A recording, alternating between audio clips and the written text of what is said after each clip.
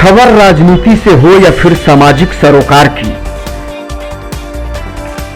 घटना दुर्घटना हो या फिर भ्रष्टाचार का मामला, जनता के मुद्दे और कानून व्यवस्था से जुड़ी हर खबर, गांव से लेकर शहर तक, देखिए सच्ची खबर, पक्की खबर, सिर्फ बक्सर खबर पर, क्योंकि हम हैं दर्शकों और पाठकों की पहली पसंद।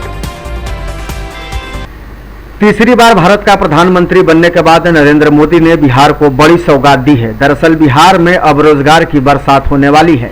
ऐसा इसलिए क्योंकि नरेंद्र मोदी ने बिहार के 2 जिलों को स्पेशल इकोनॉमिक जोन बनाने के लिए चयनित किया है, जिसमें बेतिया और बक्सर शामिल हैं। बक्सर के नवानगर इलाके को स्पेशल इकोनॉमिक जोन घोषित किया जाएगा। इसके बाद रोजगार के आने वाले अवसर प्राप्त होंगे।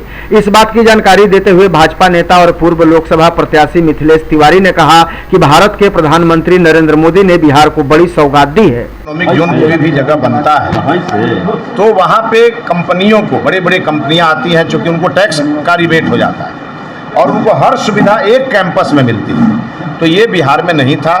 ये पहला बड़ा प्रयास है कि नवानगर और कुमारबाग बेतिया का और नवानगर बक्सर का, जिसको सरकार ने चुना है। हम लोग भाग्यशाली हैं कि मोदी जी की नज़र बक्सर पे पड़ी है और मोदी जी ने बक्सर के नवानगर को इसके लिए चुना है।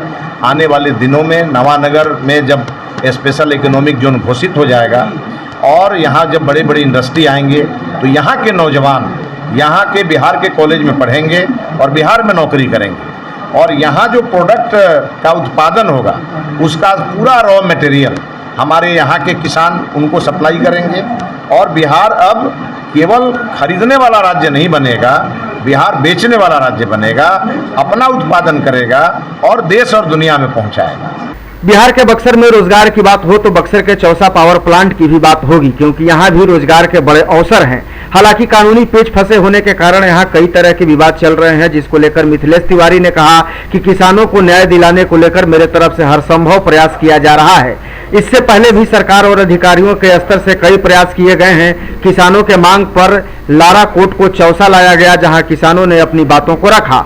उन्होंने कहा कि जल्द से जल्द समस्या का समाधान हो, इसको लेकर मेरे तरफ से लगातार प्रयास किया जा रहा है और मेरी कोशिश है कि किसानों को जल्द से जल्द न्याय मिले। भाग्य है कि बक्सर को इतनी बड़ी परियोजना मिली और पावर प्लांट मिला और मोदी जी ने दिया बक्सर को, और वो जाकर के और जमीन अधिग्रहण में फंस गया और कुछ दुर्भाग्यपूर्ण घटनाएं हुई, जिसको पॉलिटिकल विल यहाँ के जो राजनेता थे उसको अगर संभाले रहते तो शायद यही स्थिति नहीं आती।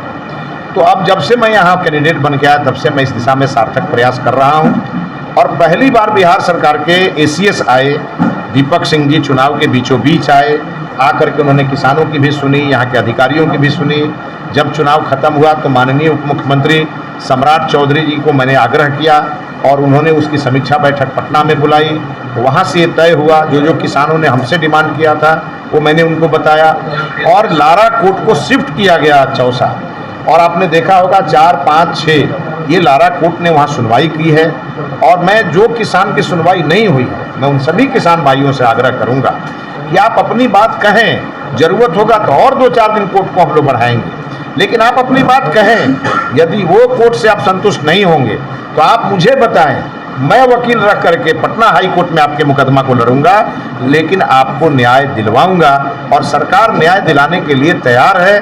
जो कानूनी पचड़े हैं बस उसी पचड़ा का समाधान जैसे होगा, सरकार हमारे किसानों की झोली भर देगी। अभी भी इस दौरान भाजपा के लोकसभा प्रत्याशी मिथिलेश तिवारी ने विपक्ष पर भी जमकर निशाना साधा। उन्होंने कहा कि अगर सुधाकर सिंह सदन के सांसद हैं तो मैं सड़क का सांसद हूं, क्योंकि जितनी संख्या में लोगों ने मुझे वोट दिया है मैं उनकी आवाज बनकर सड़क से लड़ाई लड़ूंगा और बक्सर के विकास के लिए प्रयास करता रहूंगा। दरअसल चुनाव से पहले सुधाकर सिंह ने भी बक्सर को लंदन और पेरिस जैसा बनाने का वादा किया था, तो वहीं मिथिलेश तिवारी ने भी कहा था कि अगर मैं सांसद बना तो बक्सर का मिनी काशी के तर्ज पर विकास करूंगा। और मैं राष्ट्रीय जनता दल के सांसद जो हमारे मित्र यहाँ से सांसद बने हैं और उन्होंने कहा है कि बक्सर को वो अमेरिका और लंदन बनाना चाहते हैं, मैं इंतज़ार कर रहा हूँ कि अमेरिका और लंदन बनाने की दिशा में वो सार्थक पहल करें। मैंने घोषणा किया था कि मैं बनारस की तर्ज पे बक्सर का विकास कराऊंगा, तो उस दिशा में मैंने काम शुरू कर दिया है और आपको दिखेगा वो काम हमारा। जब हम सांसद रहते तो जिस स्पीड में चलता, थोड़ा स्पीड कम जरूर होगी, लेकिन उस दिशा में मेरा सार्थक प्रयास आपको भी दिखेगा और बक्सर की जनता को।